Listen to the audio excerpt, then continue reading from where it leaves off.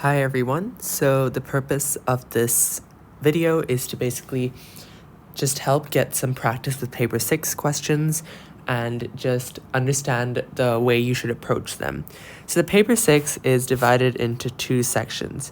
So it's part A and part B. So over here you can see part A is an investigation and part B, which is later on, is modeling.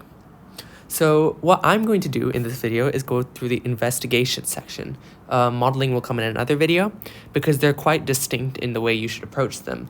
And paper 6 just has some techniques you kind of need to get used to. And their way of marking it is really, really stingy. Like they'll give you 1 mark for doing like something that would usually give you 2 or 3 marks in maybe paper 4 or paper 2. So it's important that you're time efficient because although they do care about communication, which you should make clear, they do give a couple of marks for that. They do care a little bit more about the answer than other papers would, so it's very important to keep that in mind. So I'm going to be doing this right over here. Not going to do it under time conditions because we just want to get a feel for generally how you should do the questions. But obviously I'll be explaining it along the way, so you may want to do it a bit faster than I will. So obviously I'm going to write my candidate name. Always do that. Never get that step wrong. And you'll fill in your center number and candidate number, which will be given to you. All right, so let's get started. Okay, so investigation. So you're advised to spend no more than 45 minutes on this part. That's 50% of your time because this whole paper is 1.5 hours. So this is right spirals. And as you can see, it's 20 marks for 45 minutes, which means that they are really stingy. So the investigation is about the length of spirals drawn in a square coordinate grid given here. So a robot starts from 0, 0 and moves 1 unit to corner 1, turns right and moves 1 unit to corner 2, turns right, moves with 2. Okay, yes, it's just moving right, and adding units. And we're forming a spiral here. It's pretty clear to see how they want us to go about doing this. So the robot continues to turn and move in the same way. So by continuing the spiral, show that coordinate 10 is at 3, 3. All right, so we just have to continue the spiral. So what I recommend is definitely draw it out. Don't just start preempting the coordinates. And then even label it. So this is 0.6 here. Then you go down all the way here. 0.7. Then you move out. Oops. You move out here. Obviously, you'd be using a ruler. I'm doing this on an iPad, so there's no need for that. You can just draw it like this. So this is 0.9. Oops. And right over here, we have 0.10. And now let's check the coordinates. So actually it's 3 out wide and 3 up. So the coordinates of 0.10, I'm just going to remove those lines, otherwise it looks like it's part of the spiral. The coordinates of 0.10 are 3, 3. Is that what they wanted? Yes, they said 3, 3. So we got that question right. So the length of the spiral from 0, 0 to corner 4 is 6 units. Find the length of the spiral from 0, 0 to corner 10. All right, so 6 units to corner 4. So corner 4 is sitting over here. So let's count. So let me use a red pen for this. So 1, 2, 3, 4, 5, 6. Yep, it is 6 units. So if we count it in the same way, we should definitely get to corner 10 and get a value for it. So 7, 8, 9, 10, 11, 12, 13, 14, 15, 16, 17, 18, 19, 20, 21. So in this question, you can just assume that they want the answer. So you can just literally count it like this, and it's fine. Because the point of the investigation, it kind of gets you warmed up with it. Later on, they'll expect you to put like proper like formulae and everything like that. All right, so we got 30 units as our answer. Oops. All right, let's write that down. So 30 units. Even though I don't think the units matters, just put it in because it says 6 units over here. You want to be as specific as possible and give as little room as possible to mark you down for it. All right, so use your spiral to complete this table. You know, I'm just looking at this table and we don't even need to use the spiral. Like, we know we can use it a little bit, like it goes 1 up, then 1 to the right, then 2 down, then 2 to the left, then 3 up, then 3 to the right. So it's basically adding the same number twice each time. So we can use that principle for number 4. So if 3 is 1 plus 1 plus 2, 4 is going to be 1 plus 1 plus 2. And since every number is to be repeated twice, it'll be plus 2 again. Then for number 5, we'll have 1 plus 1 plus 2 plus 2. And then since 2 has been repeated twice already in 4, we'll add a 3. And as you can see, it fits along nicely with number 6, which adds another 3 to make it a pair. And number 7 adds the 4 because 3 has been repeated already.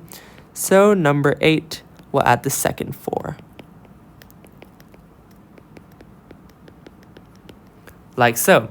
And actually, we can even just check it over here to make sure that we've actually written it out correctly. So 4 plus 4 is 8, plus 3 is 11, plus 3 is 14, plus 2 is 16, plus 2 is 18, plus 1 is 19, plus 1 is 20. So yes, this is correct. And while we're at it, we'll do it for number 5. We'll add them up. So 1 plus 1 plus 2 plus 2 plus 3 is 5, 7, 8, 9. So that's our answer for that one.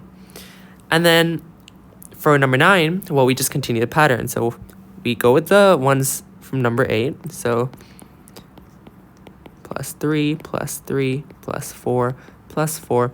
And then since 4 has been repeated twice, you add the 5. And honestly, we can just add 5 to the 20 here. We don't have to add them all up like this. So 20 plus 5 is 25.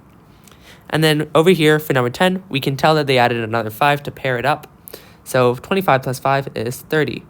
And that's the complete table. Okay, moving on. So the table shows the length. Let me just check. I haven't missed anything here. So the table shows the length L of the spiral from 0, 0 to corner K, where K is an even number. So find a formula for n in terms of K. Okay, all we need to do is look at n versus K. So 1 to 2, and 2 to 4, 3 to 6, 4 to 8. It's very obvious where this is going. N is just half of K. So you can say that n is equal to K divided by 2. Let me write it over here. I don't know why I didn't write it over there in the first place. Let me get rid of some of these annotations. Okay, great.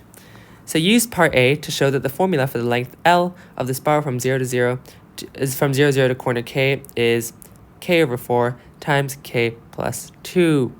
Okay, so all we need to do is we need to substitute K over 2 into this formula over here, which they've conveniently given. So since let me write this as L is equal to n times n plus 1. So therefore, L is equal to, and then I'm going to substitute K over 2 in here. K over 2 plus 1, which is equal to K over 4 plus K over 2.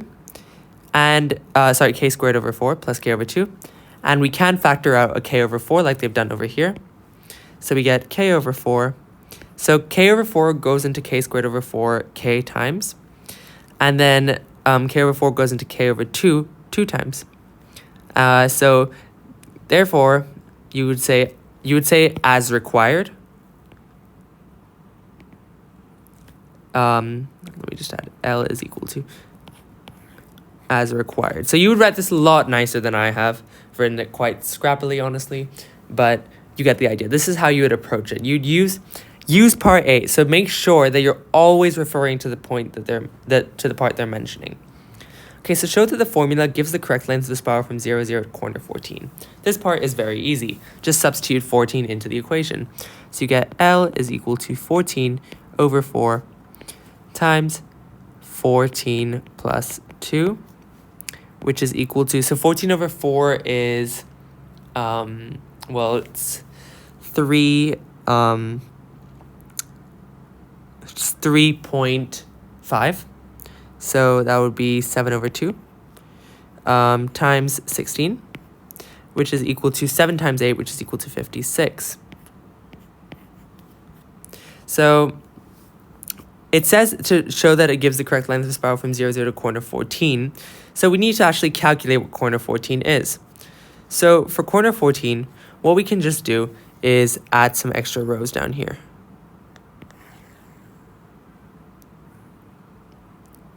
Just to make sure we're proving this. Because corner 14 may not be 56. How do we know that it is? So if we just make the same columns. So you have 11, 12, 13, 14. So I'm not going to write this whole thing out, but I'm just going to say it's L of 10. So I'm just going to build off this answer over here. plus 6, since 5 has been paired up already. So that would be equal to 36. Therefore, this would be L of 11 plus 6 as well, because that has to be paired up, which becomes 42. This is L of 12 plus 7, which is 49. And this is L of 13 plus 7 to pair up the 7, which gives us 56. So therefore, you could say something like, as illustrated in the table, this answer is correct. Another thing you could do is you could go back to the spiral and show that it goes to 56. So you'd have to draw all of the spiral to 14. Okay, so now we're going to move on to this question here. So when k is an even number, find an expression in terms of k for the length of the spiral from corner k minus 1 to corner k. So what I would do here is I would go back to the table and show and like identify a relationship that way. So k, from corner k minus 1 to corner k. So k is an even number. So let's go back to this table over here. So let's say k is 6. Well then k minus 1 is 5. And if we're looking at the difference over here, this difference is by 3. Let's go to a different one. So let's say we had k is equal to 10. And we go to k equals 9. Well, this difference over here is 5. So in this way, we can already see that 3 and 6 are linked because 3 is half of 6, and 5 and 10 are related because 5 is half of 10.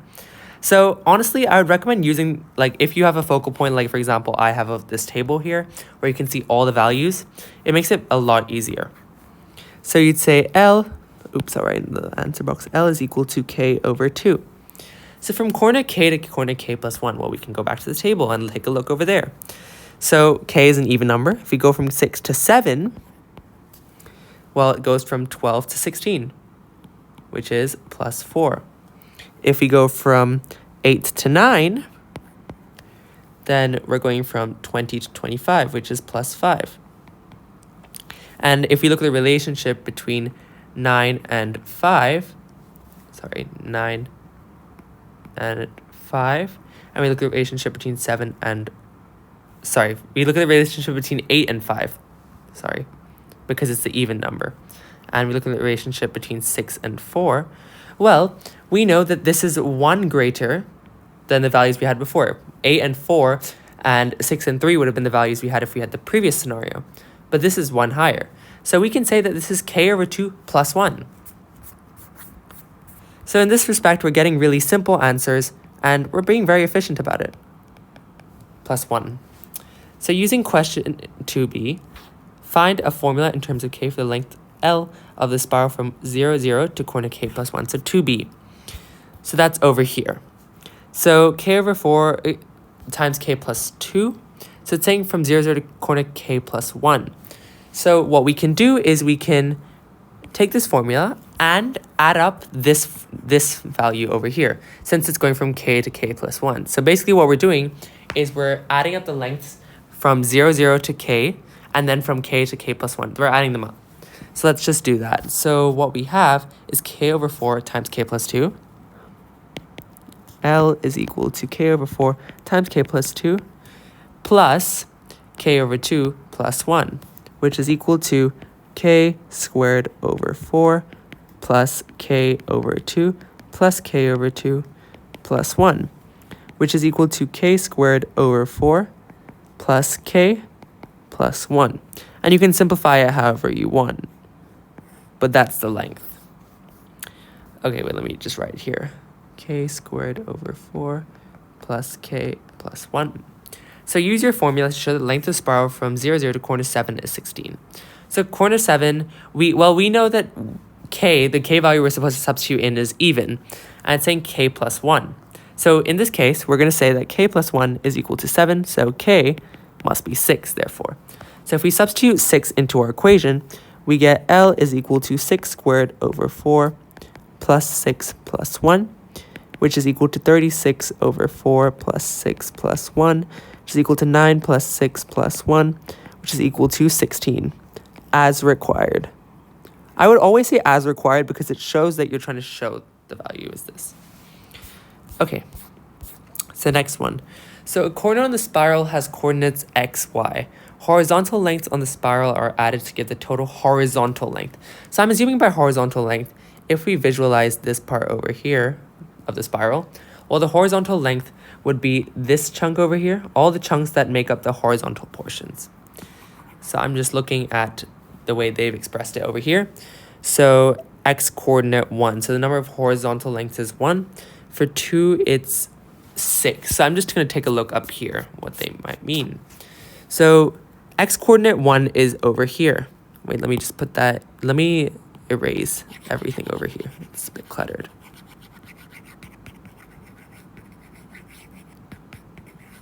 Okay. Let me use red. So x is equal to 1 is over here. That's the line it should be, rather. Yeah, that's the line. So you have to go up 1 and to the side 1 to get there, which is 1 horizontal length. However, if we want to get to x equals 2, which is this line over here, then you would need to go 1, 2, 3, 4, 5. You need to go to corner 6. And if we're looking at corner 6, it has, let me just use a different color for that. 1, 2, 3, 4, 5, 6 horizontal lengths. And that actually makes sense because if you looked at the table, it said 1 plus 2 plus 3 for the horizontal lengths to get to x equals 2. And the reason they've done that is because they've had a length of length 1, then they've had a length of length 2. So these are 2 units I've highlighted here, and then they've had a length 3 over there. So this is how you can like determine what they mean and therefore better understand the question. Always use the diagrams is my biggest advice. All right, so let's go back to the question, which is over here. So horizontal lengths of the spiral added to give the total horizontal length h, and they've given us many values of it. So we have to complete the table. It's pretty obvious though, like the trend here. We didn't even need to go to the diagram because it's just adding the next 2 numbers in the set. So if they've added 6 and 7, they're going to add 8 and 9 next. So we're going to have 1 plus 2 plus 3 plus 4 plus 5 plus 6 plus 7 plus 8 plus 9. So it's x coordinate 5 is going to have a total horizontal length of 28 plus 8 plus 9, which is equal to 45. Okay, I'm just going to get rid of this over here. All right, so find a formula in terms of x for the total horizontal length of h of the spiral from 0, 0 to the corner with coordinates x, y. Okay, so you can do this in one of 2 ways. So one way would be to use your GDC and put the data into a spreadsheet, which will then compute it for you. However, because I personally don't like the GDC so much, I'm just gonna show you how you might do it if you wanted to do it manually. So the way you would do it is first construct a table with the knowledge that you have. So you're given the x coordinate and the total horizontal length. So 1, 2, 3, 4, you're given 5 data points. Okay, so the horizontal length when x is 1, then 6, then 15, 28, 45. So the first thing we should identify is, well, let's identify the difference. So what I mean is, well, to get from 1 to 6, you have to add 5. So let me use a red pen actually to make it clear. So plus 5. Then 6 to 15 is plus 9. 15 to 28 is plus 13. 28 to 45 is plus 17. So clearly there's a second difference since the first differences are not equal. So plus 5 to plus 9 is plus 4. Plus 9 to plus 13 is plus 4. Plus 13 to plus 17 is plus 4. Which means that the second difference is, so second difference equals 4. So we have a second difference, which means that we have a quadratic expression that we can determine from this. So the way so you know that it's in the form ax squared. I'm going to write this as h is equal to ax squared plus bx plus c, and we've determined a, b, and c. So from this, we've already determined a actually, because a is equal to the second difference over 2. So in this case, it's going to equal 4 over 2, which is equal to 2. So h is equal to 2x squared plus bx plus c at the moment. Now the next step is to actually make a separate column for 2x squared. So for 2x squared, the values using x would be 2, 8, 18, 32, and 50. Now what we would do next is, wait, let me just move this over here to the side. Oops, I think I moved it too far. Yeah, there, that's good. Now, the next thing you're going to do is you're going to make another row on the table. And that's going to be for 2x squared minus h. So if we do those values in, we're going to get 1, 2, 3, 4, 5. So clearly, this over here makes a sequence of plus n. Or rather plus x. Sorry, I keep referring to n because that's usually the sequence terminology. Plus x, plus x, plus x. And this gives us the first differences we need. So what we have here is that, I'm going to write the equation here. So 2x squared minus h is equal to x, as we've shown here using the different rows. So if we rearrange, we get h is equal to 2x squared minus x. And that's the equation. We can even test it with a couple of numbers, but we know this is correct. Okay, so for the second part, it's the total vertical length. And really, we do know that because the numbers are doubled, so if we go back over here, so we know the numbers are double. So there's up 1 and then horizontal 1.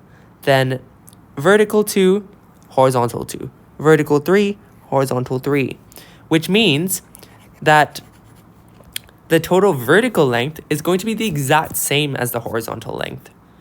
And let's just write that down. So h is equal to v. So in this case, we're going to be able to say that x is equal to y in that respect.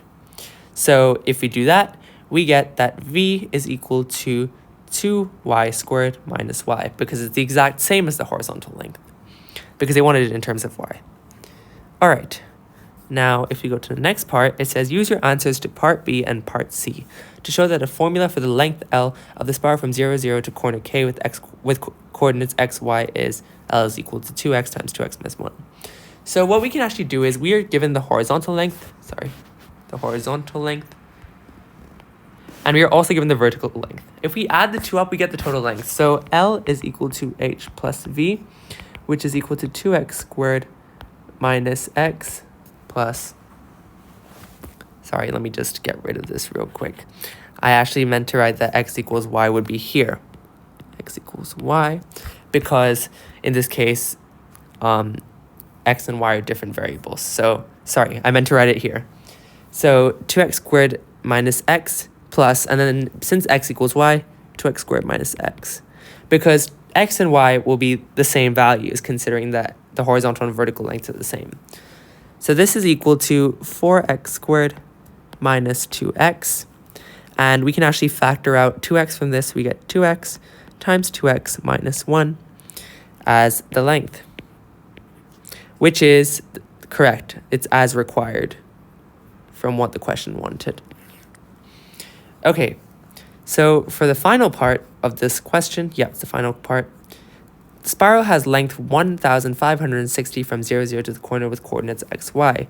Use the formula in part I to find the value of x. So the formula in part I is this. So what we can say is 2x times 2x minus 1 is equal to the length of 1560, and solve for x. So we get 4x squared minus 2x is equal to 1560.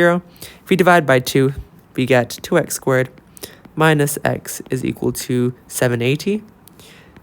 And then we rearrange to set it to 0 to make it a quadratic form. Minus 780 is equal to 0. So we can now equate this quadratic to 0. And if we can do this one of two ways again. We can either substitute this into the quadratic formula, or we can use our GDC and plug this in to the graphing section of it. And in doing so, we can actually determine the roots of the equation by seeing when it contacts the x-axis. So I'm just substituting this curve into the GDC.